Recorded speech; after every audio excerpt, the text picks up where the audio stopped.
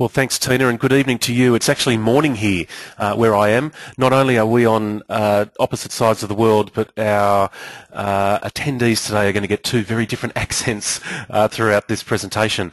So I am, for those of you who don't know me, based in Sydney, Australia. It's just after 7 o'clock here on the 24th of April, and I've lived in Sydney all my life. A little bit about me: I've had a web development background going back to as early as 1995, when it was actually quite hard to learn anything about the web. And back in those days, it was all basically a lot of trial and error, which I got through eventually, and built some websites. And some years after that, I found this thing called Joomla and have been working on that for some years.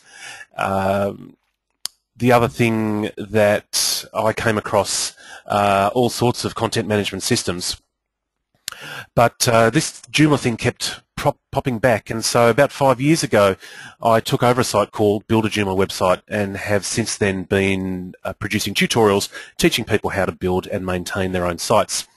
And today's topic is quite an interesting one. What I'm just going to do before I launch into it, though, is just check that you can in fact see my screen, because this is telling me something that I wasn't expecting. So just bear with me one moment.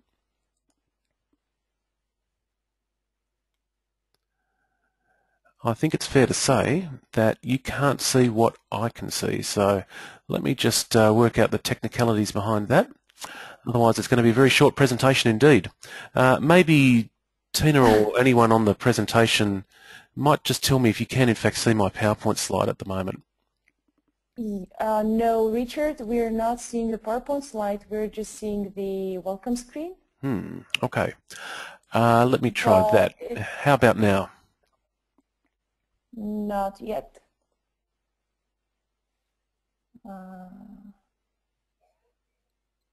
Okay. We still see the... Okay, we've got it. And if I switch to that one? Yeah, we see the slides. Very good. Excellent. All right, thanks for that. Okay, you have the floor. All right, thanks. So, yeah, I think I should start this off just by saying that SEO is an interesting topic, and those of you that have been following this over the last year and a half in particular will be aware that there's been massive changes at Google. And when we talk about search engines, I almost exclusively talk about Google because they do have such a massive market share. So when I refer to Google, I guess I'm really talking about search engines in general. But this is something that's kind of got under my skin a bit, because just as I was preparing this presentation, a group that I'm in, a number of people saying, oh, you know, SEO is dead, that just doesn't exist anymore, and it's simply not true. And so what I'd like to do is to talk about that a little bit first, give you an idea how search engines work, so that you can come into this with the correct understanding of what can in fact be achieved. So let's start by talking about what is the goal of a search engine. What perhaps is its business model? And I guess the easiest comparison I can make is to the Yellow Pages. Yellow Pages, which was this big hunk of tree that arrived on your doorstep every year, their model was very simple. They would list any business in there for free, but they made money out of display ads. Google, in a way, is kind of similar. There's a whole bunch of free, or what we refer to as organic listings, and there's the ads that appear sometimes above or off to the side of those free listings. And so Google's goal is to sell advertising. That's almost their exclusive source of revenue. Unlike the Yellow Pages, though, the results aren't in alphabetical order, so you don't need to name your website Aardvark Incorporated. Google instead uses an algorithm to determine which site or page should appear up the top and how to order the rest of them. And it's this algorithm that determines it. The algorithm is a very complex thing, and so what happened last year with this Panda and Penguin update was that the algorithm underwent some fairly significant changes. And so the idea in the past to get good rankings was to basically go to a whole bunch of other sites, get a whole lot of links that point to your site, and then up the rankings you would go. Google, after some time, realized that this wasn't really producing the most relevant results for people, and so they've made some changes to their algorithm, quite significant changes, which has resulted in a whole bunch of really poor quality websites dropping off the face of Google. Now, whether you agree with those changes or not is irrelevant. Certainly to today's presentation, that's the way that they've decided to do it, and that's the game we're in, and so we have to play by their rules. But I actually think that this is a good thing, because what it means, and I'm going to talk about this towards the end, is that the sites that are really relevant to those results, that do the right bit of marketing, are the ones that will jump up the rankings. There are, however, still a number of things that you have to do to your pages to help tell Google what your pages are about, and that's the part that I'm going to concentrate on talking about today. So, right from the outset, I'm going to say SEO is not dead. You need to understand the type of factors that Google has acknowledged in play when ranking a particular page. And so in Joomla, there's a number of things that you can do to make that work. So I've talked about how search engines work, and the two big things that come into the algorithm are what I call, or what most people call, relevancy and authority.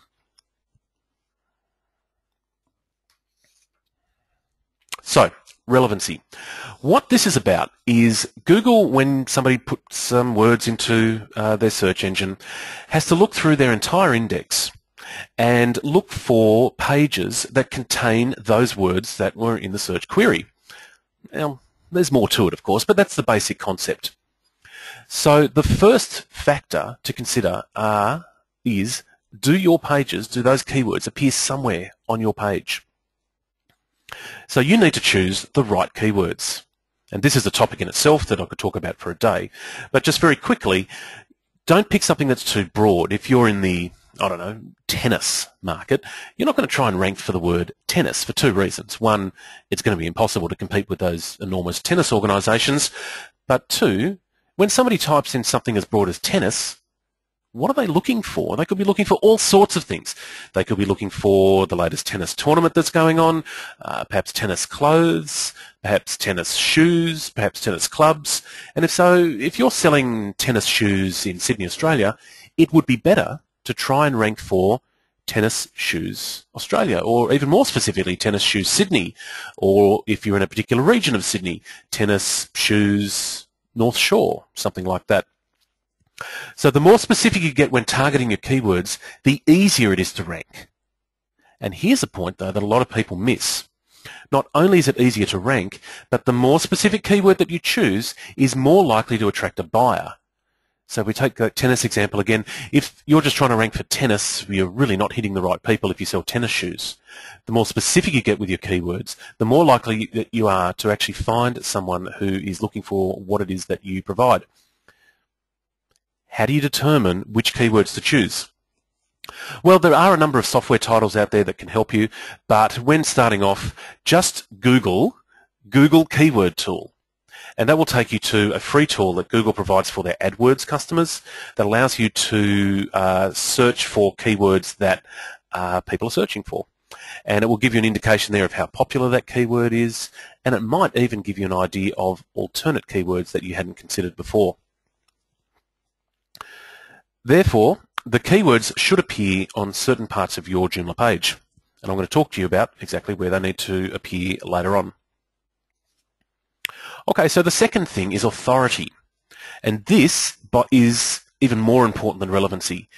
You can't forget relevancy, you need to have those words appearing on the page, but by far the more important thing that Google takes into consideration is how authoritative your site is compared to others. And this is determined by people who link back to your site.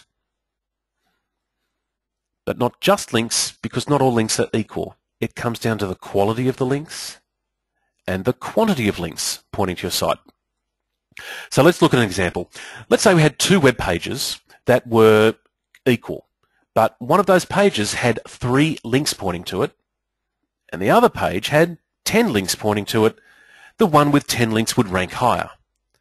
Now, that's not quite true, but that'll give you a bit of an idea.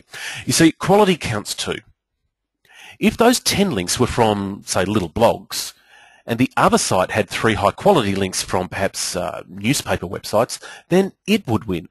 So it's actually the balance between the quality and quantity of links pointing to your site. And so in the past, this was fairly easy to manipulate. Well, maybe easy is the wrong word, depends how competitive your keywords are.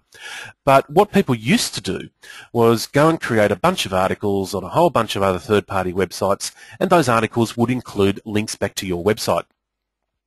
In fact, one of the things that improves the rankings even more, or used to, was if the link contained the keyword, the anchor text, it's called, contained your keyword. So if you had in your link something like learn more about tennis shoes on the North Shore of Sydney, Google would see that and realise, oh, that website that it's linking to must be about tennis shoes in Sydney. You can still do that, but that's actually kind of dangerous now. That's one of the things that Google has targeted specifically, is putting too many links that have got anchor text with your keywords in them. And so this is why people are now saying that SEO is dead, because you can't manipulate that so much anymore. There are some other things, though, that you can do, which I'll touch on at the end. So there's, I guess, Search Engines 101, a very, very quick overview of how search engines work. And so if we're talking about relevancy and authority, there's only so much you can do with the authority side of things, but there's a lot that you can do with the relevancy side. And this is known as on-page optimization. And so in this second section of the presentation, I'd like to take you through how to create the perfectly optimized Joomla web page. So the goal here is that once you know what keywords to target, you need to place those keywords into the right spots of the page. Here's the first one, and you know what? If this is the only thing you do, you're going to be halfway there, because the title tag is by far the most important on-page factor to consider. What is the title tag? Well, the title is the part that appears at the top of your browser. If you have a look at the panel on the left there, here's a site that I own called Website Planning, and the title tag for the homepage is Website Planning, How to Plan a Website. Now, the title is important for two things. One, it's used as a fairly major factor to determining what the page is about. But also, the title tag always appears in the search results. And so a well-written title tag is more likely to encourage a searcher to click on it and visit your website. And that's what you can see in that middle panel there. Next thing to understand is where to change the title tag. In Joomla, how do pages get created? This is, for beginners, one of the most complicated things to understand, particularly if you've built traditional websites. Where are pages created? They're all created using menus. And so it makes sense that the title tag is created on the menu item page. And you can see in that right panel there that the menu title for this particular one is Home. This does present a problem, though, because the title is also used in the navigation buttons. And so there are times where you don't want your title tag to read the same as it would do in the navigation button. And so thankfully there is a way to customize the title. And you do that, again, in the menu item by going to the Page Display Options panel, which is in the right-hand column, and then looking for the field titled Browser Page Title. And you can see there in that example, that's the one that I've used on that website planning site.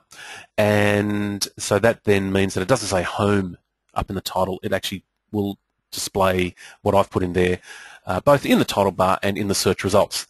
Incidentally, when you make a change to this, it'll take a few days usually for Google to realise that you've changed the title before it starts appearing in the search results. So once again, this alone is really worth doing and thinking through and making sure that your keywords appear in that title somewhere.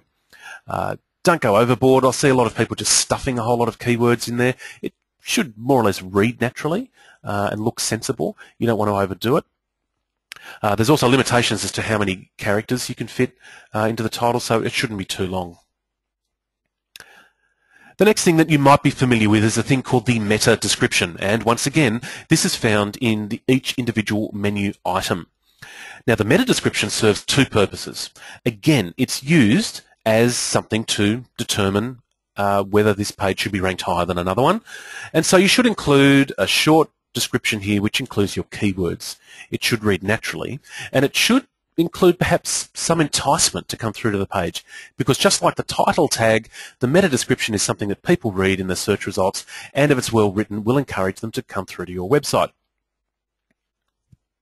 So once again, you'll find that in each individual menu item. Now, if you have a look there, there's the meta description, and there's also a thing called the meta keywords. And in the past, I've said, oh, look, you know, you can put a few keywords in there if you like. I've changed my thinking more recently, and my approach now is just say no to meta keywords. Really, they're useless. Search engines don't use these anymore, and in fact, it creates a bit of a problem. You see, the meta keywords will appear in the background of your page. Your page source code can be viewed by, well, anyone. It's public. All you've got to do is view the source of the page, and somebody can come through and look at your keywords. Somebody like your competitors. And so if you're trying to rank for certain keywords and you've got them all there in your meta keywords description, and a competitor comes along and says, oh, why are you ranking so high? And they have a look at your site, they can then see, well, they're the keywords you're targeting. Maybe I should target those keywords as well. And so you don't want to give that away to anyone. There is one exception that I can think of, and that's I guess it's not unfair to call it an obscure module, a core module that comes with Joomla called the Related Articles module. And if you happen to be using that one, it in fact relies on that keywords field, in which case you'd have to use that. But generally speaking, I would say that the majority of people on this webinar can just ignore that one quite safely. The next most important thing to consider on your page are the headings. And I have to reiterate that really the title tag is the big one. All of these things are still worth doing, but I wouldn't sweat over them so much. They're not nearly as important. But the H1 tag, it's called, is something worth considering. You would have seen, most likely in your HTML editors, when you're creating content, a little drop-down box where you can insert formatting, such as headings. And there's usually headings 1 through to 3, possibly even headings 1 through to 6, and each of those generally has a different style to it. It's a good idea at the top of your article to include your keywords in your main heading. Now, Joomla does this. Joomla creates a heading, and it's based on the article title. The problem is that most templates surround that by an H2 or sometimes even an H3 tag, whereas what you would ideally like to do is surround it with an H1 tag. So there's a couple of ways of doing that. You could go in and hack the template code if you know how to do that. Most of you probably won't. Or you could get an extension which will change the heading code to an H1, or you can not sweat about it too much and just move on with your life. Or you can put different headings in using the heading 1 option in your editor. And you can see in the bottom part of this slide, I've got the JCE editor on this particular demo site, and I've selected some text there, my main heading, and I've changed that to read heading 1.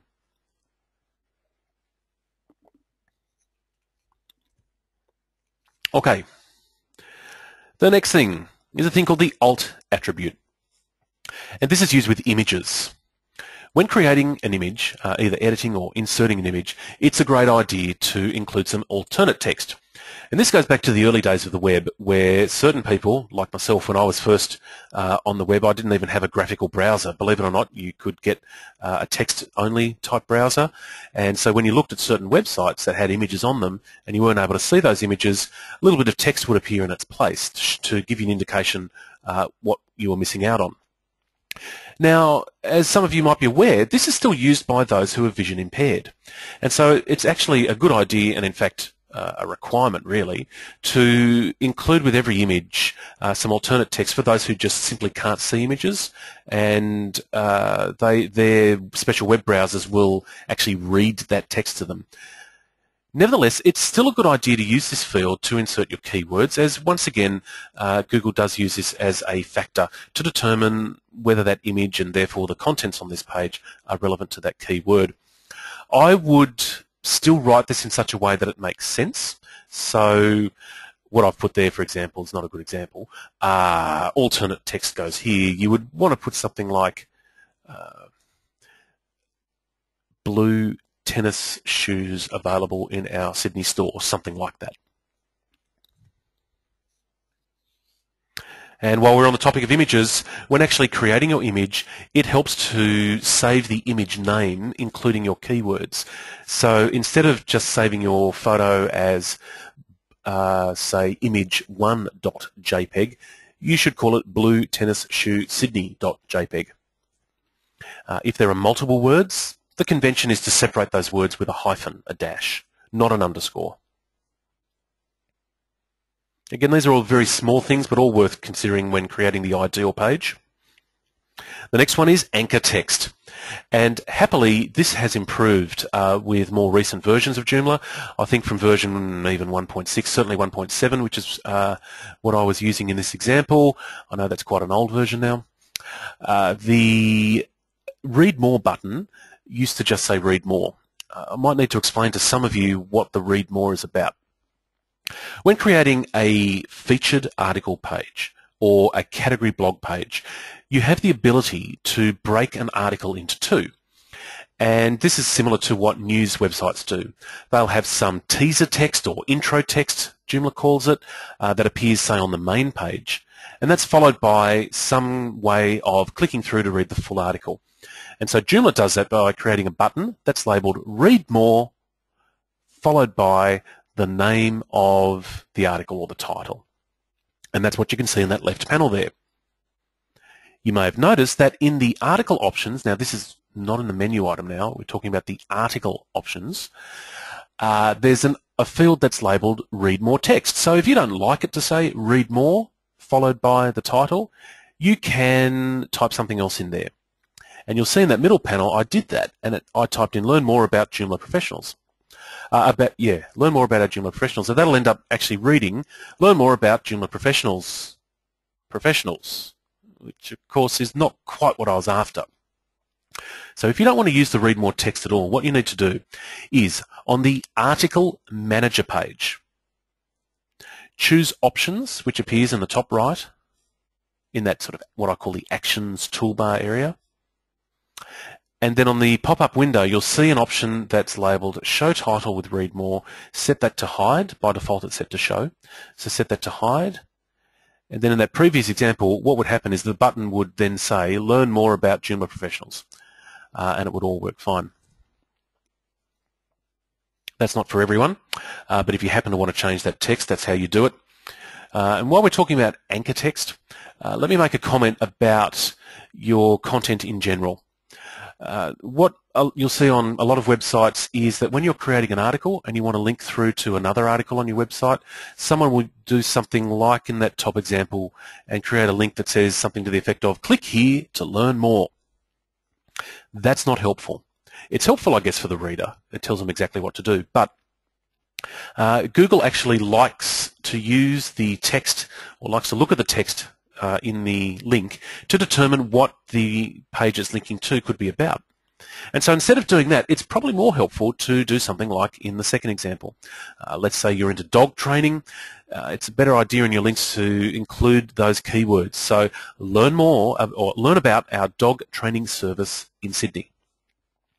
That's a better option as your keywords are in the link text, and that is an indicator to Google and other search engines about what the resulting page is about. When doing this, a couple of comments. You need to write it sensibly.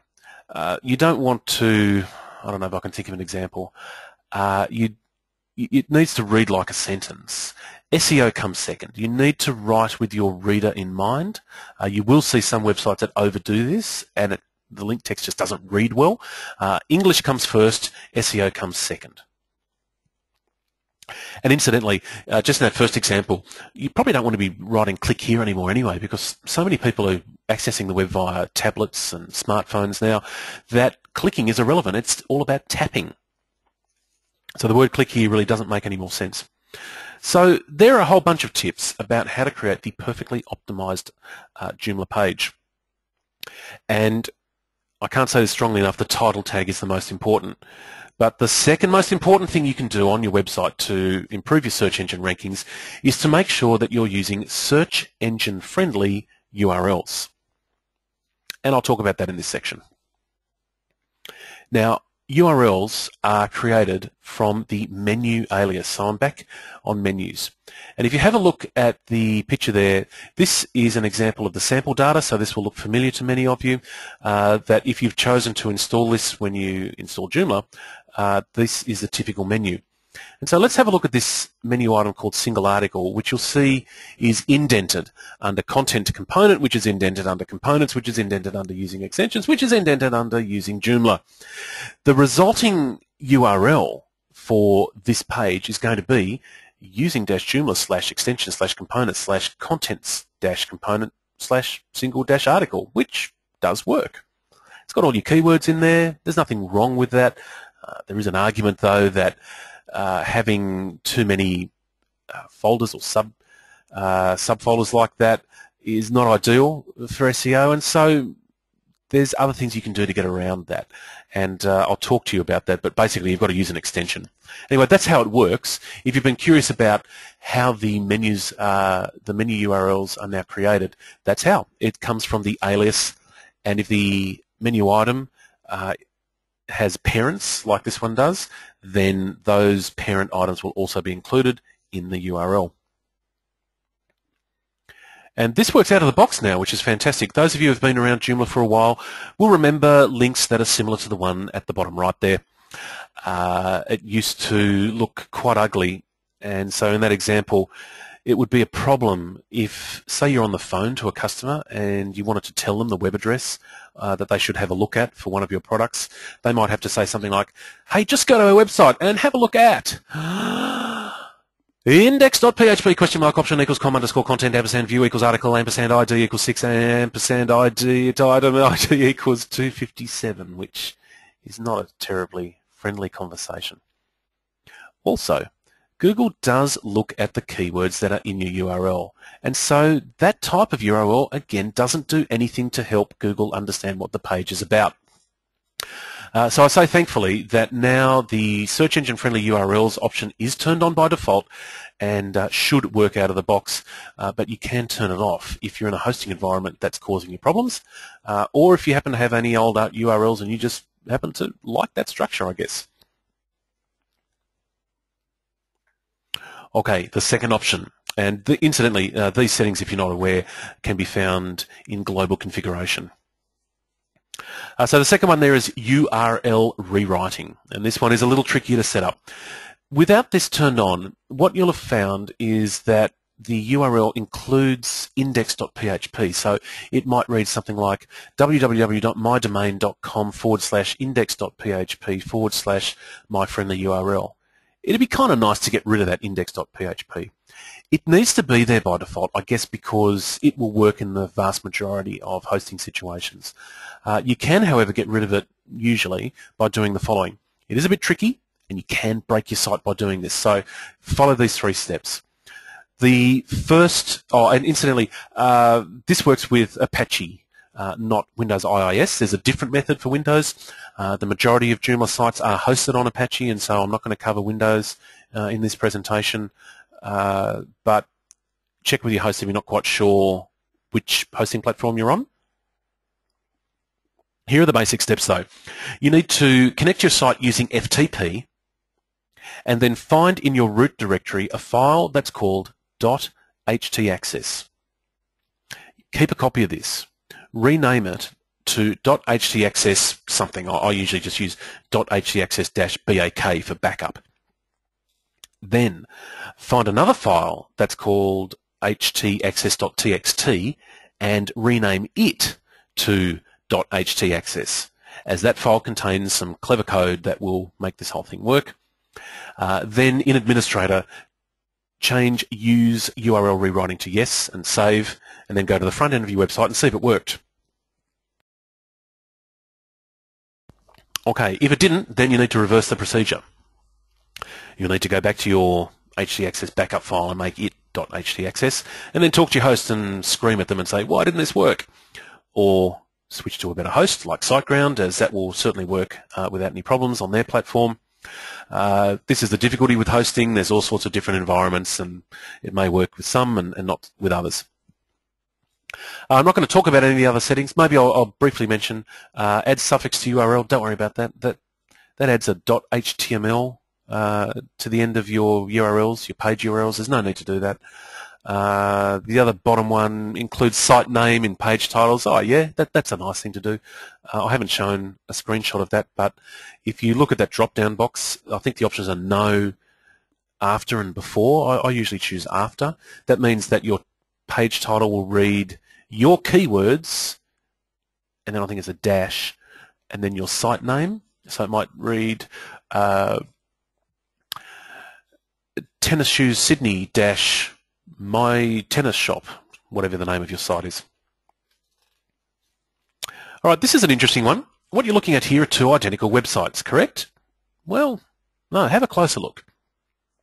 The content on the site is the same. It is the same website. But if you have a look at the address bar, you'll notice a small but important difference. The top one, the address is www.ancientromanemperors.net. The bottom one is just ancientromans.net without the www. All right, so what? Well, it's actually a good idea to set your site up in such a way that if somebody accesses it without the wwws, that it automatically redirects to the www version. The reason being that although these sites look identical to us, they're actually not for a search engine. And this creates a couple of problems. Because technically they could in fact be separate websites. You can have a different website on the www address to the non-www. Now, just about no one does that, but search engines do see them as separate sites. And the reason that's a problem is because, first of all, it will split what we call the page rank of the site. Google assigns every site a number. And if you're familiar with this, you know it's called page rank. And so it doesn't know how to assign the page rank if it's aware of both pages. It will also be unsure, therefore, which version of the site to put in its index. And the other problem is that there's effectively duplicate content. Now, I'm not going to go into any of this. There's no such thing. You'll hear this term, the duplicate content penalty, which is nonsense. There's no penalty. You won't be penalised. But it does mean that only one version of the page will get indexed, and it might be inconsistent throughout your site.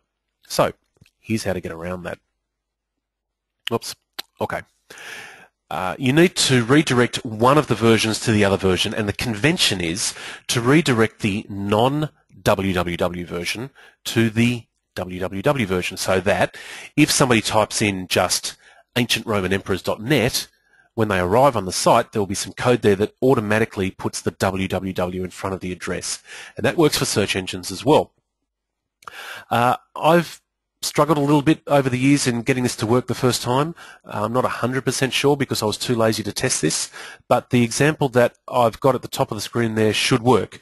What I'd recommend you to do is go to the URL at the bottom there, as there's a bunch of examples, and what you need to do is FTP into your site, download your .ht access file, open it up in a plain text editor. Now on Windows that can be a bit tricky. Usually that's Notepad. We might need to use WordPad, and then add that code.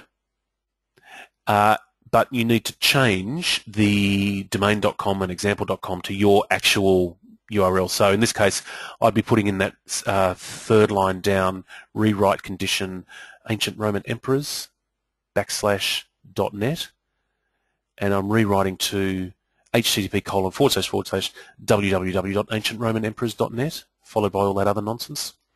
Those first two lines actually should be unnecessary now I think about it. The options, follow symlinks and rewrite engine on, that should already be in the .ht access file, so have a look for that. More information though is at that URL, and if you have trouble, this is the sort of thing that a good web host will help you with as well. So, is there any need to use a search engine friendly extension now that Joomla has added a whole bunch of better search engine optimization features? Well, I still think that there are some things there that can be useful. For example, earlier on I said that if you've got a menu item that lives beneath many parents, you'll end up with quite a long URL. That's a good reason to use a search engine friendly extension.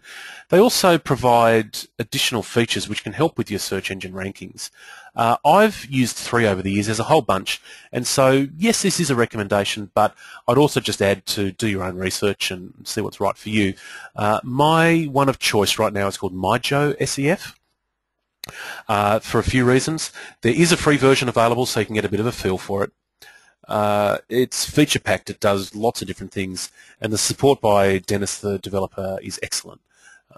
there's a couple of downsides. I'd say this probably isn't for beginners. It is a little complicated to set up. Out of the box, you've hit the button and it should start working, but it's a steep learning curve. You need to be prepared to spend some time in the instructions. The other thing that irks me a little bit is that if you are using extensions, then you usually have to buy, I shouldn't say usually, if you want it to work as best as possible, you need to buy an extension for this extension for each of your extensions. That's confusing first thing in the morning.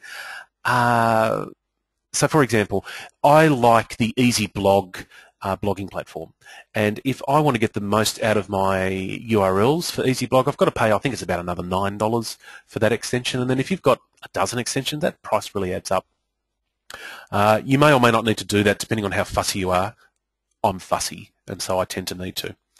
I think it's still fair to say, though, that the search engine friendly extension of choice in the Joomla community is a thing called SH404SEF, and I used to use this exclusively until I came across a bit of a problem, and it was bad timing perhaps, but when we made the transition from Joomla 1.5 to Joomla 1.6, that extension gave me a lot of grief, and since then it's been taken over by, I think it's Anything Digital, and I think it's improved significantly. But during that time I went looking for a different option, and that's when I came across, I don't want to bore you with the whole history, ACE SEF, which has since split ways, and the developers set up a new site, MyJo SEF, and so that's my preference. I think if you're a beginner, you should seriously have a look at SH404SEF.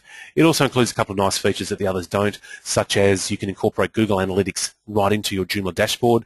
Kind of nice, particularly if you're a developer and you want to give that functionality to your clients without them having to go to Analytics.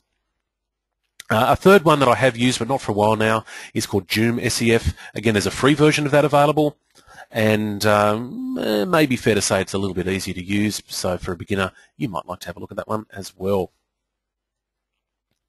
Okay, we're now up to our fourth section, and this is all about tips and tricks that really just don't fit anywhere else into this presentation. This is the last section, and after this we'll take some questions if you have any. And the first bit of advice I have for you is that Google has indicated that one of its many, over 200 in fact, factors that come into its ranking criteria is the speed that your site performs. And that makes sense. Google wants to show sites that give people a happy experience, and it's kind of an unhappy experience if it takes forever for your pages to load. And so I'd encourage you, if you weren't here last week, to have a look at the replay of the webinar that Daniel at SiteGround presented, as that is feature-packed with a whole bunch of ways of how to speed up your Joomla website. There's a shortcut URL on the screen there to have a look at the replay of that webinar. Here's an interesting one that goes back quite some years, I guess. You're probably familiar with the fact that Google has an images search engine. It can be found on its own, or sometimes you would have been searching for things and a whole bunch of images come up in the organic search results. Right now, your images on your Joomla website are not being indexed by Google. They can't be found. And I guess this goes back to the early days where it was deemed by the developers that was unnecessary. And so you might know that there's a file in your root hosting directory called robots.txt, and that's what it looks like in that middle panel there. And there's a line there that says disallow /images. And basically what that tells Google when it comes along to your site is don't index anything that's in the images folder. Well, you probably want to do that. It would be nice to have your images appear in the Google results. And so what I'd recommend you to do is download your robots.txt file. Open it up. Again, that can be a bit tricky in Windows. You open it up, say, in Notepad, and get rid of that line. Just remove the line that says disallow images so that it looks like now the example in that right panel. Save that file, re-upload it to your website, and then next time Google comes to your site, it'll know that it's allowed to grab your images and put it into its index. Another thing you should do is to create a sitemap. Now, search engines do a good job of indexing your content on their own, but it doesn't hurt to give them a hand by creating what's called a sitemap. And this is a special file that search engines can read and to determine where all of your files are, your pages are on your website. There's a couple of ways that I recommend you do that. You might find that if you are using a search engine friendly extension like MyJoSEF, that functionality is built right in. Or if not, there's a great free extension called XMap that will do this for you. It's kind of technical. Don't worry about it too much, but basically what you do is you create the sitemap and then you go along to Google Webmaster Tools and Bing Webmaster Tools, tell them where that file lives on your website, and they'll come along and have a look at it and might do a better job of indexing more of your pages. Another thing to consider is social bookmarks. So one of the biggest changes to determining the authority of a site is social indicators. In other words, Google are looking to see who's talking about your site on social sites like Facebook, Twitter, Google+, and all the others. So a really good idea is to encourage people to share your content. And you can do that by having one of those series of share buttons underneath your articles. Again, you might find that this functionality exists in your search engine friendly extension like MyJoSEF, or there's a great free one that you can get called SP Share by Joomla. Just Google SP Share, you should find it. The next tip is custom errors, and strictly speaking, this is not an SEO type function, but something that you should consider anyway. It helps because, well, first of all, do you know what an error 404 is? If somebody looks for a page that may have existed on your site once before, and they could do that through a link, or maybe it's that page is still indexed in Google, they'll get an error, and it's called an error 404 page. You might be able to customize that page either in your template parameters or in your search engine friendly extension, and it's a good idea to do that. That means when the visitor comes through to the site and sees the error, they'll be able to perhaps link through to another page on your site so you don't lose that customer or visitor. And so a couple of things I want to do to conclude. If you're wondering why you're not ranking better, one of the reasons might be that your site is too small. One of the best things that you can do is to add a lot of content, because you know what? When it comes to SEO, less is less. The biggest problem with most websites is that they are too small. Let's have a think about an example here. If you think about Wikipedia. Wikipedia is a massive website, and it's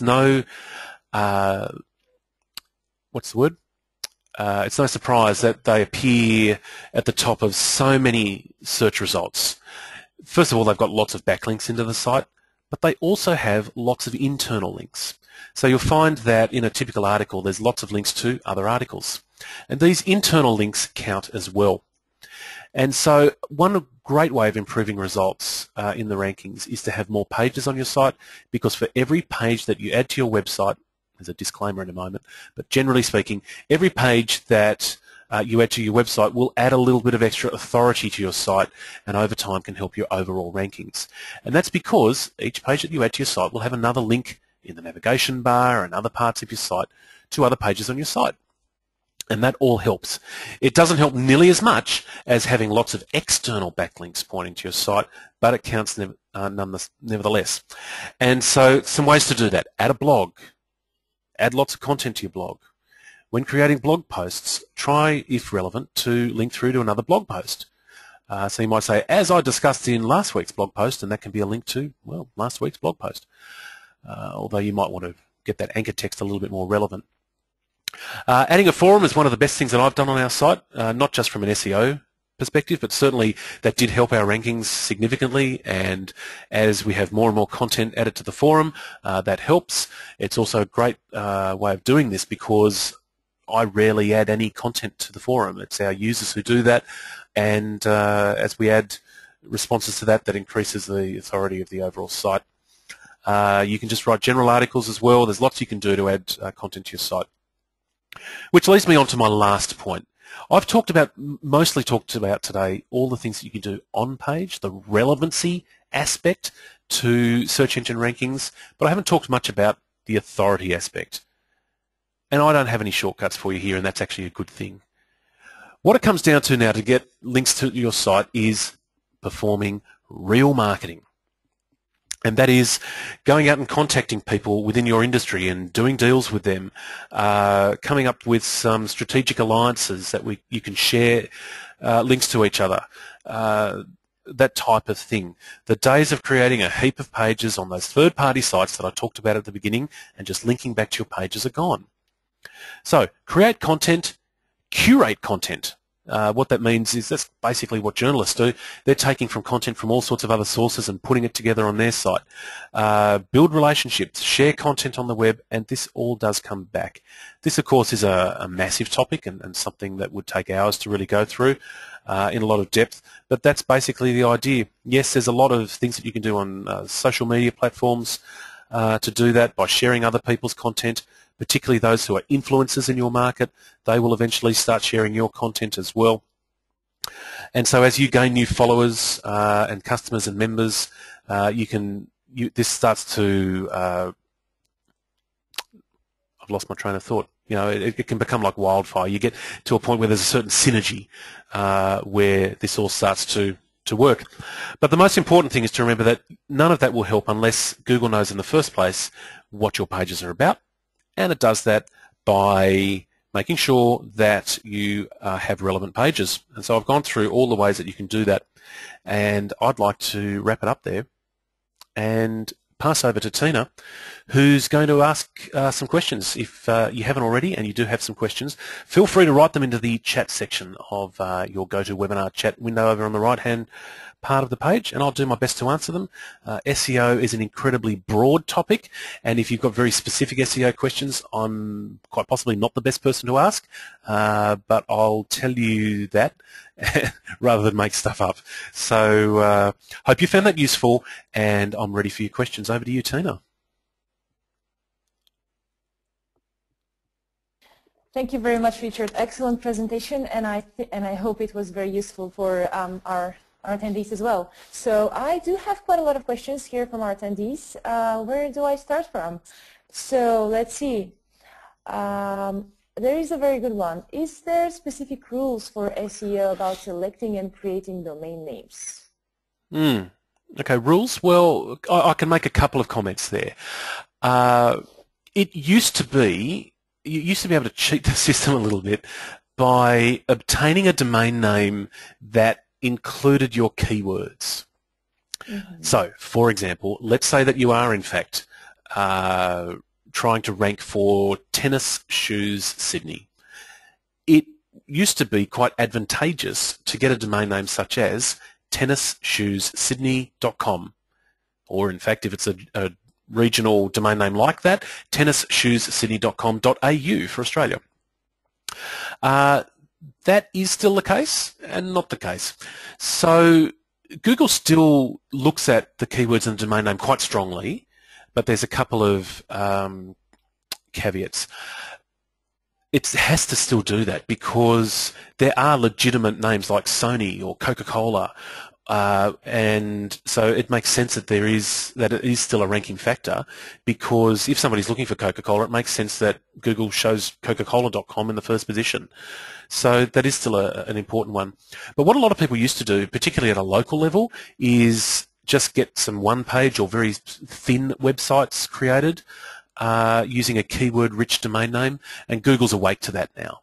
So they have discounted smaller sites, and even sites that don't get updated, I've noticed, all that frequently. And so that rule isn't really a rule anymore.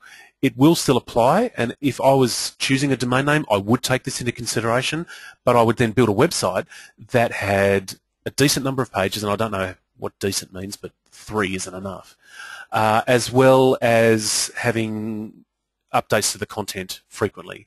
By frequently, I would say minimum of once a week. So hopefully that answers that question.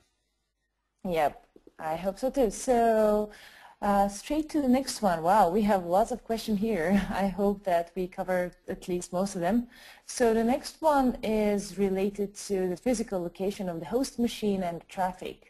Someone here is saying SiteGround is in the USA. In fact, we actually have a Singapore data center, but anyways, and our attendee here is in Australia. So his question is he penalized by Google because his site traffic is local and the site is hosted outside his region? What do you think?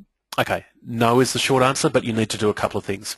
That's a great question, and yeah, if there are a lot of questions, sorry, might not be able to get through them all today, but we might find that there's lots of duplicate type questions as well.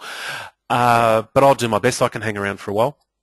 Now, yes, Google does look at a couple of things when determining where a website is located. First is the domain name. So if you are in a particular region and you're able to, it's a good idea to make your main domain name, if you have more than one, end in your region's suffix. So for example, I do have some Australian domain names, but I do host them on a US-based server, but they end in .au. And so that's immediately an indicator to Google that, well, that must be an Australian site. So that's the first way to get around it. The second way is to sign your site up to a free tool called Google Webmaster Tools. And when you do that, you need to go through a verification process. Once you've done that, Google knows that you own that site. And one of the tools that it provides there is a geography, I don't know what they call it, a geographic region setting. And sometimes you can't change that because Google knows already where you're located. But if you are in a particular region, and let's say your domain ends in .com, but you're an Australian site, well, let's get rid of Australia. Let's say you've got a .co.nz site, that's in New Zealand. You'd go into Google Webmaster Tools and you can actually select from a drop-down that your site is located in New Zealand, and then your site will start to appear in the specific Google region that you've selected, in this case New Zealand. So it doesn't matter where you host in that regard. Now, this isn't today's topic, but it does kind of help that you host close to home sometimes. There might be reasons to do that. Your site can respond more quickly. One of the nice things about SiteGround is that they've got, I think it's 3 data centers. And so in this region of the world, we would typically recommend that people, when they sign up, choose the Asia Pacific one, which, is it in Singapore, Tina? Yep, that's true. Singapore. Okay, so you've got Singapore, you've got North America, and where's the other one? Is it in Europe somewhere? Yep, Amsterdam. Amsterdam, okay, beautiful. So when registering, you should choose the data center closest to you. The pricing's the same, and it means that the site does respond a little bit more quickly. That's true. All right. So let me see what else we have here. We have a question about duplicate content myth. And someone is asking us to comment further on the duplicate content myth. I would say that this is not a very, it's quite a broad question, but maybe you could tell us a little bit about the issues surrounding duplicate content and how, and what are the general rule of thumbs. Okay. All right. This requires a longer answer. So I touched on this before. First of all, let me reiterate, there is no duplicate content penalty. Well, what is duplicate content? Duplicate content is where you have the same or similar content on more than one page of the web. Not necessarily your own site. It could be on third-party websites.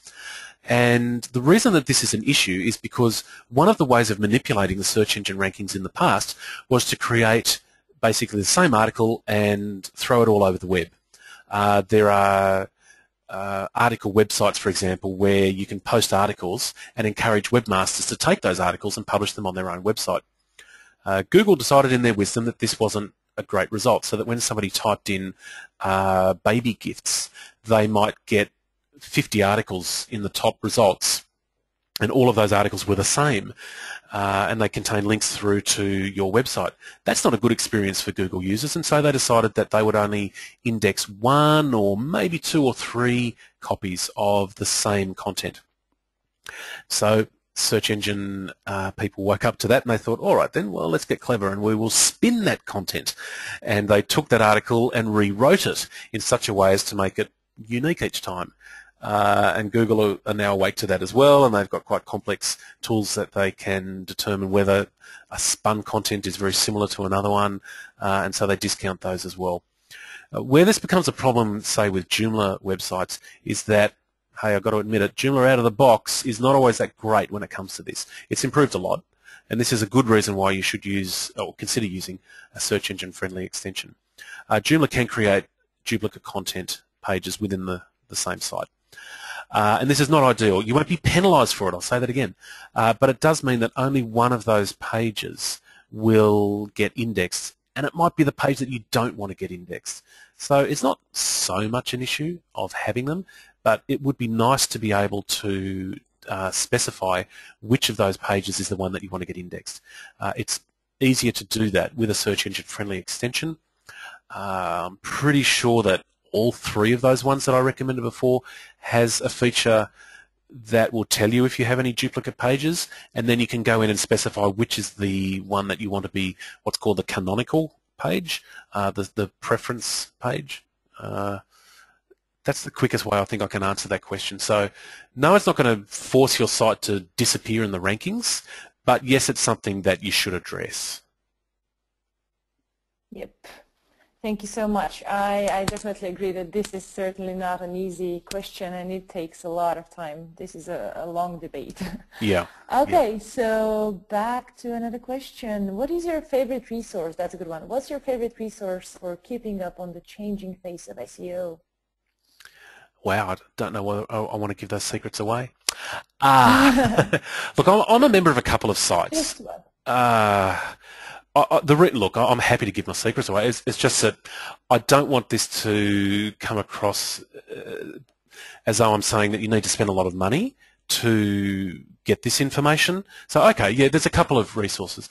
I think one that has been tried and tested over the years as containing information that's accurate, not hyped, is SEO Moz. That's SEOMOZ.com. Their articles are well written, relatively easy to understand. They do have some paid products. I'm not associated with them in any way, and so feel free to make your own decision whether that's a good thing. You know, the most sensible course that I've come across, this is not a cheap option, but you've asked the question, so I'll tell you. I think that someone who's been the most sensible in SEO over the years is a guy called Dan Thies. He runs a site called SEO Brain Trust. It's not the cheapest resource out there, but I would say that he has consistently got the most sensible training, and I have unashamedly stolen some of his suggestions for today's presentation. He's got a course there called Link Liberation that kind of goes into the next step. That is how to get backlinks to your site sensibly. I'm not sure if that course is currently available. It's one of those things that he sort of turns on and off all the time. He also talks about how to do this using the WordPress platform, which is another reason why I'm a little bit hesitant to say it. Not that I've got anything against WordPress, but we're here to talk about Joomla today. And in fact, in the very, very back of my mind, I've got so much on my plate that I can't really make this promise. We've even had initial discussions about how to create a Joomla version of his training. I don't know if that'll ever happen for a number of reasons, but certainly the principles that are taught in that course are quite sensible. And he goes into how to follow influencers in Twitter mainly, and then share their content. And I touched on this. They will in turn share your content. There's much more to it, but he's actually got a whole process of doing this.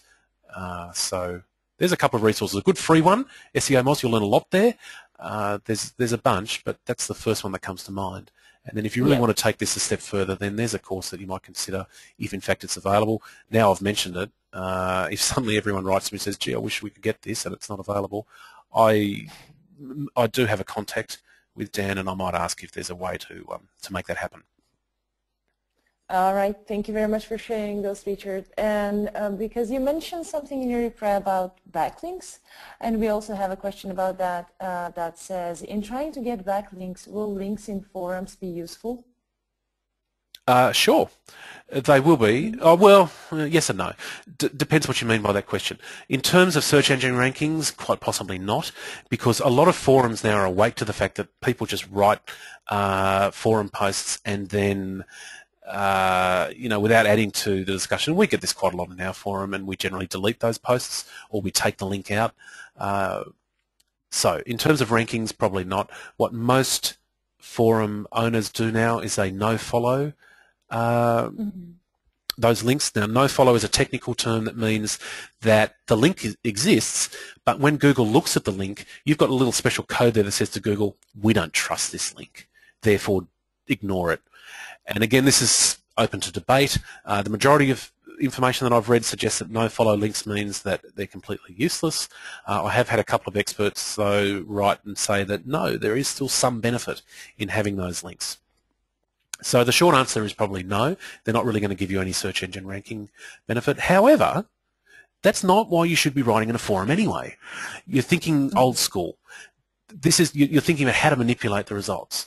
What you should be doing in a forum is adding to the conversation, and real people read forums. They will see your link and think, hey, this guy's a great guy, I should go and check out his page. That is the purpose of creating links in forums or in blog comments, not to try and manipulate the rankings. That's the easiest way I can answer that. Yeah, absolutely agree with that one. Okay, and here's another good one. What is the ideal rate of article uploading to increase ranking? It depends on the competitiveness of your keywords. I can't answer that. That's how long is a piece of string question. So this is something I only touched on at the beginning, but when you're doing your keyword research, you need to get a bit of a feel for how competitive a keyword is, and you can kind of do that with that Google keyword tool, but there are other tools that are better suited. Don't think I'm going to promote any. If you're really interested, write to me and I'll tell you. But really, that Google keyword tool is pretty useful. So if you've got a fairly easy keyword to rank for, then you don't need to do much at all. A blog post a week would be great. And I know that sounds intimidating to a lot of people. You mean I've got to write a post every week and take care of my staff and run a shop and do my tax and do all. Yeah, I know it's not easy. I've got a good blog post on our site called How to Kickstart Your Blog in a Weekend. I'd recommend you have a read of that. That's got a little technique I put together on how to plan, say, a quarter's worth of blog posts in one session. You can outsource that work too if you've got staff that can string a sentence together. I'd say about a blog post a week. The technique that is in Link Liberation, without giving away too much of his course, is to do quite a lot more than that. If you're in a competitive area, as much as 10 a day, and you think, how can I do 10 a day? I'm too busy. But they only need to be very short news type articles, like 4 or 5 sentences. So I don't want to go down that track too much. But yeah, hard to answer that question. Yeah, it really depends, but I would suggest don't worry too much about frequency of articles, focus on content and relevancy. That would be my advice if I had one. Yeah, I guess the big thing that comes to my mind too is that it's really hard to do that work on your own. And one of the things that I've learned over the years is that partnerships are fantastic. So the thing that SiteGround and I are doing today is a great example of that. We're doing a webinar together. I'm going to get exposed to SiteGround's audience. SiteGround customers are going to get exposed to me, and my audience are getting exposed to SiteGround. That's a fantastic partnership. It may not lead to initial sales, but we're going to be now exposed to a lot more people. And when it comes time, perhaps to doing something, although we've got some good special offers today, and I encourage you to take them up, then we're front of mind for that. Partnerships are massive. It is by far the best thing that you can do, and you can do that online. You can do guest post articles, and again, this was something that people used to do to try and manipulate rankings. Don't do it for that reason. Do it so that you can get exposed to somebody else's audience. We've worked with some extension providers, some template providers, and they're a natural extension of what we do, and so we get exposed to more people that way. That's true. That's true. And we also have a lot of questions about the 301 redirects. And so there is one. Is there a penalty if we prefer a website without www? No. No. The convention is to do it with www, but if you do it without, that's okay. I was on a... As to the best of my knowledge and from everything that I've read, I was once on a webinar where the person presenting used to be a very senior person at Yahoo, and they were going through some example sites, and a site came up that didn't have the W's, and he said, "Don't ever do that," and he didn't explain why. But certainly, from everything I've read and what I've just told you about their 2 different websites, it says that there should be no issue with that. I would just triple check that if I were you, but certainly everything I've read suggests that it's fine. It's just that the convention is to do it without the W's. When you quote your web address, there's nothing stopping you quoting it to people without the W's if you have that 301 redirect in place. Google will instantly see that and know what to do with it. Yep.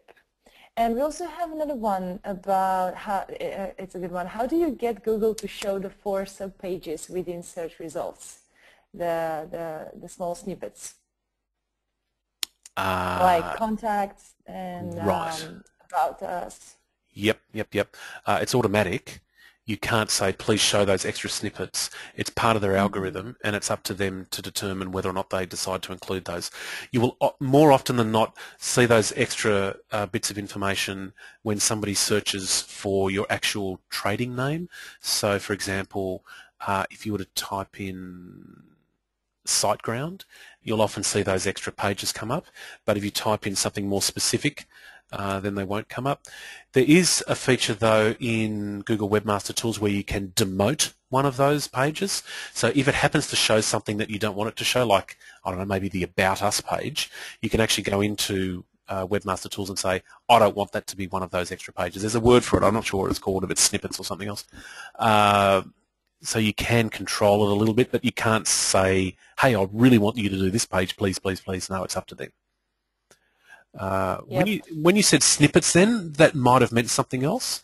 There's this rich content now that you're starting to see in search results, like event information or ratings, and that's a different thing. That's starting to creep into a lot of extensions now. There is one, and forgive me, I haven't got it here, but there is in the Joomla extensions directory an extension that can add those rich snippets to your page. If that happens to be something you know what I'm talking about and you want to explore that further, I'd search in the JED for something like rich snippets and you might come up with the appropriate extension. If that happens to be something that you're interested in, maybe jump into our forum and I'll look it up for you. Thank you, Richard. And we have another one on tags and tag clouds. Do you think that those can be used to help SEO? No, not much. In fact, I've taken them off my site. Here's the problem with tag clouds. SEO, no. Users, yes. I occasionally will go to a page and read an article and think, hey, wow, that's really good. I wonder if they've got any other articles within that same category. And that's where a tag cloud can help. So if I've tagged an article with, say, the word Joomla 3, and somebody reads that article and they're interested in other articles I've written about Joomla 3, then that's a really easy way for them to find that. Here's the problem, though. Those actual tag pages generally contain very thin content, and thin content is something that Google doesn't like, and so it's better, I think, to remove those pages from the Google index rather than have those a whole bunch, because you can end up with hundreds of tag pages. It's used in blogs and forums predominantly, and it's probably a good idea to, I haven't bothered to do this, but it's been in the back of my mind that one of the big things with Panda and Penguin is to get rid of thin content on your site. You can keep those pages there.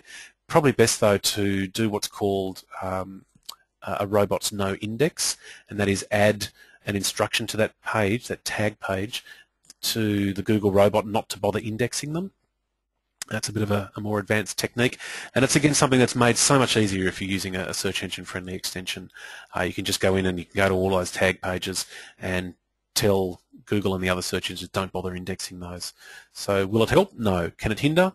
Yeah, actually. I'd no index them. Awesome. Thank you very much. And we also have a very interesting question here. What are your recommendations for tools on checking up how you rank for certain keywords or phrases instead of just scrolling through all the Google search results? Mm-hmm. Do you have any tools that you use for that? I do. There are a number, and they've become a little bit more difficult to use because Google has clamped down on third-party software accessing results. Now, I wasn't going to recommend this one because I haven't used it, but you might want to have a look at, if we were talking about specific Joomla extensions for a moment, RS SEO, I believe, has that feature. iJoomla also has an SEO extension. I think that they also have ranking checkings. You're going to have to check that yourself. I use a third-party tool, and this was the one that I actually said before I'm not going to recommend because I don't want you to have to think, oh, I've got to spend money to make all this work. Well, you don't. In this particular instance, though, it is kind of helpful to know where certain keywords are ranking. And so I use a tool called Market Samurai. to do that. It has a number of features built into it, including an ability to help you find better keywords. That part of the software is free, and everyone complains when I say this. It is free. It's just that when you sign up for it, they hammer you to buy their paid version, but the keywords function remains free even if you don't buy the paid version. But one of the features that they do have built in is a rank checker, and that, though, is a paid function. So it's called Market Samurai. So that's one tool. All right. I'm just trying to think whether this other one has one. No, I'll leave it at that. Awesome, thank you. That helps as well. And here's another one. There is an option in Joomla that allows for adding a meta description and meta keywords for all pages. I assume that this is a bad idea. Is there a penalty for using this option in Joomla? As I assume SEO would suggest not to use it. Yeah, look, you know, that's one point I probably should have covered. A penalty, again, I wouldn't use that word, but yes, there is. In global configuration, you can set a global description and a global set of keywords. And the way this works is that if you haven't set a description and keyword for a particular page, then the global one takes over. Get rid of it. So in global configuration, where you see that, just leave those empty. It's not ideal to have the same description or keyword on multiple pages. It's better to have nothing and then let Google decide what to put in for the description. So yeah, that's a good tip and a good question. Go into global configuration, look for meta description, meta keywords, and take them out. Still use them for your individual, or still use the description part on your individual pages, but yeah, get rid of that global one. Excellent, thank you very much. And just to kick in for a second, we have a lot of questions whether the presentation will be available online. Yes, it will be, and we will send you an email with a direct download link.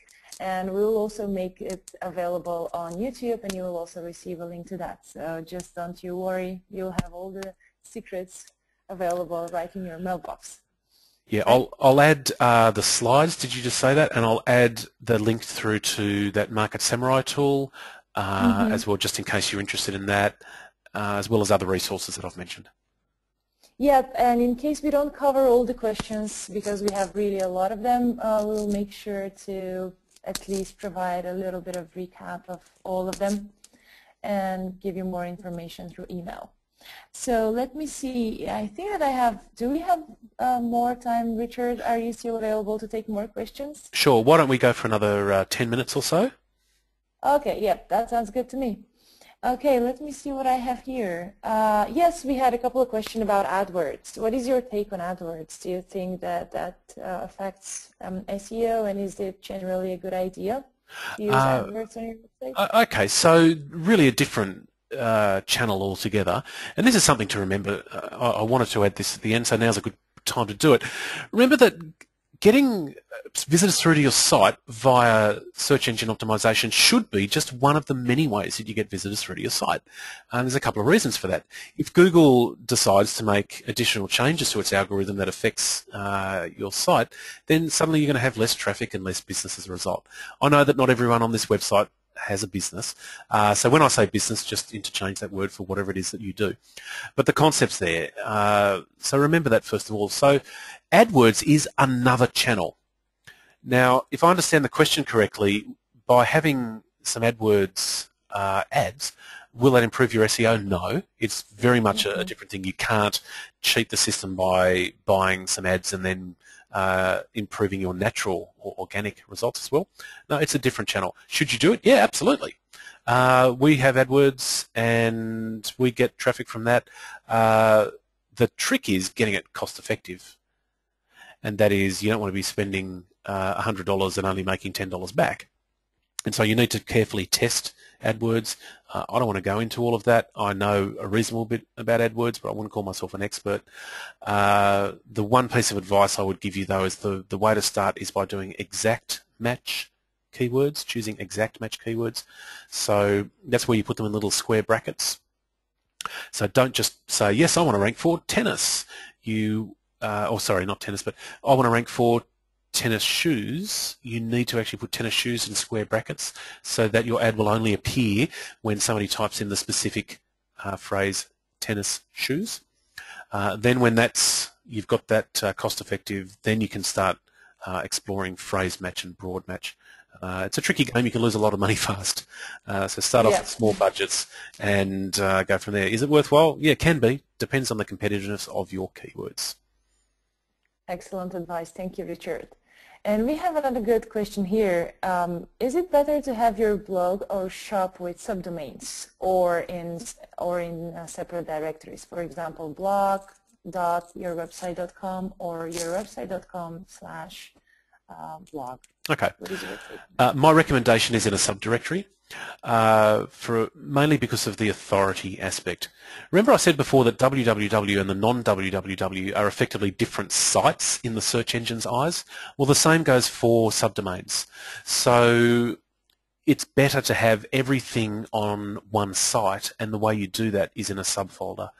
The more pages, therefore, you'll have on your site, and the more authority that your site will be looked at by the search engines. So there might be a business reason, though, why you want to have it as a subdomain. I can't think of an example why. So if you have a specific reason to do it, you need to separate those sites, for example, then you do what works best for your business. But from an SEO perspective, yeah, a subfolder would be a better option. Yep, I agree on that one. We have experimented actually with a subfolder versus a subdomain, and the general conclusion would be that with a subdirectory it worked better. So yes, that would be my same advice. Okay, so here's another one.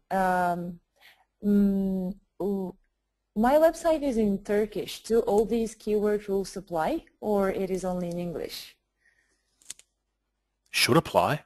Definitely. You're possibly the better person to answer. I would imagine so. I mean, the Google algorithm, in my understanding, is the same worldwide. You'll want to be, I would imagine, that there is a Google Turkey, and when you listen to that, that sounds kind of interesting.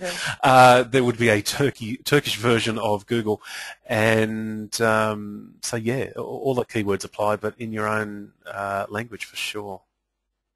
Yep, I agree. I think that the rules for optimizing your website for search engines apply universally, no matter what language you support your website in. Okay, so another one on duplicate content. How many identical words make duplicate content? 10 words or just a whole paragraph? Wrong question. What I mean, but that's again, how long's a piece of string? So you're probably asking that because you're thinking, what can I get away with? And that's the wrong attitude. Forgive me if I'm wrong, but that's why I said wrong question, because no, I can actually understand why you'd ask that. There's nothing written down in stone. I think I've seen some tools. If you did a search for something like duplicate content checker, you might find some online tools that might answer that question. But if you're asking because you're just wanting to see, well, what can I get away with? Well, that's the wrong answer. The processing power of Google is far greater than you or I, and you'll never be able to cheat the system. If you're concerned, though, because you think that you have got duplicate content pages, I can't answer that definitively. You should be able to just tell by looking at the pages, well, is there a lot of similarity there? Pages with a lot of short content on, I guess, would be the biggest concern. For example, if you had an e-commerce store or a blog with lots of category pages and lots of similar content there, it's a good idea to break them up by including some introductory text.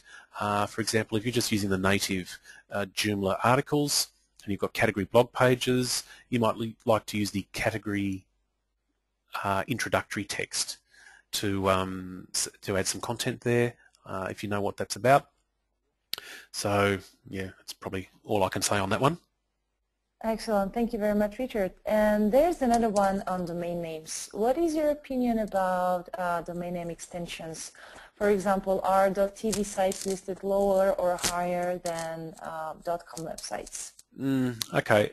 I think, again, the answer is depends on your competitiveness of your keywords. I don't have a lot of experience with this. This is probably the one question that I'm hesitant to answer. I've got one domain which is a .biz, but I'm not really using it. I wouldn't normally recommend to get a .biz or a .tv, one of those odd ones, from an SEO perspective. But again, from a business perspective, it might make a lot of sense. So the reason I've got a .biz is because it's just a really clever name. I happen to own local.biz. I'm not doing anything with it at the moment, but it's a clever domain, and so it makes sense from a branding perspective. But from an SEO perspective, I don't think that once I start that up, I'll ever have a chance in really ranking for the word local. Maybe, but it's such a competitive keyword that won't work. So I got that because it's a good branding name. The consensus, though, is that .com still leads the way. If you've got the opportunity to buy a .com domain, I would do that, particularly if it's your brand name. If you can only get a .net, then that would be my next preference. .org just looks a bit strange because it generally denotes a non-profit organisation, and if that's you, great, but if it's not, then that's a bit strange. And after that, I would then look at, say, .biz or what's the other one? .info, thank you. And then after that, I would probably go for any of those newer, because you see, .tv, I think it's Tuvalu. It is a country-specific domain name, and so it's not ideal, but it's a great brand name if you've got some sort of video channel on your site. It would make sense to do that, yeah. Exactly, yep. Thank you so much. And then we also have another related to domain names, about choosing a domain name. When you're choosing a combination of words as a domain name, what is your take? What is your general recommendation? Should they all be attached versus all separated by hyphen, for example? I would get them all attached. The problem with the hyphens is that although that might give the search engines a greater indication as to what your keywords are in the domain, it's not good to give to people. People get confused with hyphens. First of all, some of us call them hyphens and some of us call them dashes. Some people get confused. You mean it's a dash or is it an underscore? So it's not good from that perspective. I've seen some domain names with really lots of keywords in them separated by hyphens. It just looks silly. Looks like you're kind of trying to cheat the system a little bit. So my approach has always been to not use hyphens. In fact, the very first domain name I had to get for a client broke two of my three rules. The three rules are: you want to get a domain name that's short, easy to remember, and hard to misspell. So I got Sony-Center. I was working for a retail store in Sydney. We sold Sony equipment, and I got Sony-Center, so it had the hyphen in it, and that confused people when we tried to give it to people over the phone. And center is a word that can be spelled R-E or E-R, and so some people would mistype it. So I guess the other advice I'd give you there is that if you do have a word that might be confused, try and get both variations of the domain name and set it up in your hosting account or ask your host to do it for you in such a way that the second domain name automatically diverts to the first domain name, so that if somebody does type in the incorrect version, they'll end up at your site anyway. Domain names, particularly top-level domain names, can cost less than $10, and so for a small investment it's worthwhile getting a few variations if that's applicable to your situation. Yep, great advice. This actually answers another domain name related question that we had. All right, well, I think that we have just time for one last question. Let me see. Which one should I choose? Let's see.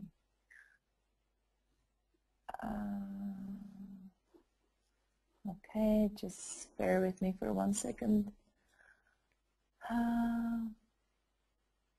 The presentation one. Okay, we covered that one. We covered that one as well. Okay, last one about social media, because there's quite a lot of discussion about that. What is your take on social media links? Do they work well? And how people should, how important are links from social media for SEO? I can only go off a little bit of my own experience, because I have to admit that despite giving people the advice that they should be doing lots with social, that I'm not always great at that. As it happens, I'm trying to ramp that up soon, and the first step with that for me was to get those social pages looking nice. So I've just had a designer creating some new cover art for our various channels. Once that's finished, I keep telling myself that I'm going to be doing it. I've read a lot about this, though, that is saying that, yes, social is a very important indicator, and so you should be sharing content. And you don't need to go into every platform, but the big ones, of course, are Facebook and Twitter. Google Plus is worth learning about. It's a bit confusing because it's quite different to the others, and you think, oh, not another social platform. But I recommend a book by Guy Kawasaki I think it's called What the Plus. It's quite inexpensive and available as a Kindle download at Amazon. If you're wanting to learn more about Google Plus, so Guy Kawasaki, he used to be the Apple evangelist. You might know that name. And yeah, the short answer is yeah, it does work. This is something that's hard to fake, and that's why I guess Google is looking at social indicators now. We started to do a bit more on our Twitter account a while back and then went quiet, and I did notice that things improved a bit, but the better proof is what others have told me and what I've read in the places where I trust, and that is that, yes, all of those links, all those tiny little tweets do count towards your overall SEO performance, and this is something, like I say, it's hard to fake. If people are retweeting you, then that's an indicator that people like your stuff. So yeah, Yep. if you're like me and you're not very social and you're the one that when you go to the party you're sitting there with your glass of wine, beer, or your favourite beverage, not wanting to talk to anyone, sorry, you've got to come out of that corner and start getting out there in social media, and yeah, it'll help. Use social media. It does help, right? Okay. Well, thank you very much again, Richard, for taking the time to answer all those questions. Once again, we'll make sure to cover anything that we haven't through email, and we will also make the presentation available online. I would like to thank you for joining us today, and don't forget to check our and Build a Joomla website deals on buildajoomlawebsite.com and SiteGround.com/webinar. I'll just pass it over to you, Richard, if you have some final words to say. Yeah. Yeah, go ahead. I was just going to say, the only thing I'd add is if you've got questions that weren't answered here, we'll try and write to you. I don't normally like to do that because we just get so much email and we're a tiny team here. What I'd recommend you to do is jump into our forum at www.buildajoomlawebsite.com/forum, as that'll help my search rankings, and also it's a way for a number of people to be able to see answers to your questions. And if there's something very specific, though, then, yeah, write to us, and forgive me if it takes a couple of days to get back to you. It might be my assistant, Robert, who gets back to you. I'm also going to throw in that I can quite genuinely, hand on my heart, recommend SiteGround for hosting. If you're not already a SiteGround customer, please consider them. Normally, my response in the past when people said, I need a cheap host, I say, well, you can't get it with Joomla. You just can't. It's hard to host a Joomla website. There's quite a bit involved. I've never seen an offer from a quality Joomla host at this price, so if you're looking at moving now, would be a great time to do so. And yeah, as Tina said, we'll do our best to get this recording up and give you links to all the other resources. Please consider also just spending a minute or two completing the survey that will come up on your screen when you leave the webinar. That will be a great feedback for us to determine what we might do in the future. Yep. Thank you very much again all, and have a great evening, have a great day, and enjoy your afternoon depending on which part of the world you are. I myself am going to bed. Bye-bye. All right, thanks, Tina. Bye, everyone.